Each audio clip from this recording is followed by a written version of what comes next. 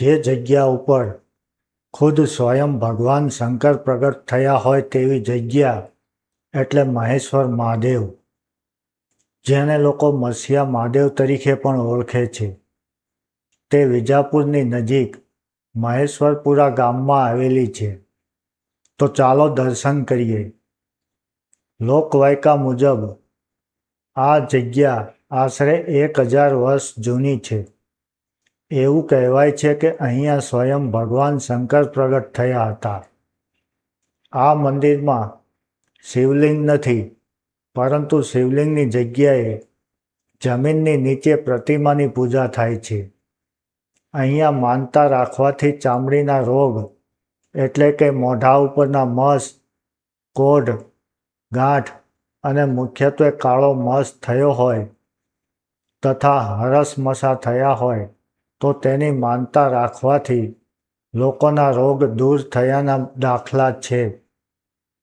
જો તમારી માનતા પૂરી થાય તો અહીંયા ગોળ, મીઠું, કાળા તલ, કાળા મરી, શ્રીફળ અને અગરબત્તી પોતાની શક્તિ મુજબ ચડાવવામાં આવે છે.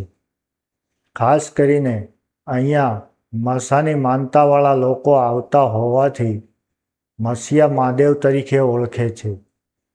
આ ઉપરાંત અહીંયા મંદિરની બરાબર સામે જ પૌરાણિક વાવ આવેલી છે, જે રાજાશાહી વખતની બંધાયેલી છે, જેનો પાછળથી જીર્ણોદ્ધાર પણ કરવામાં આવ્યો હતો.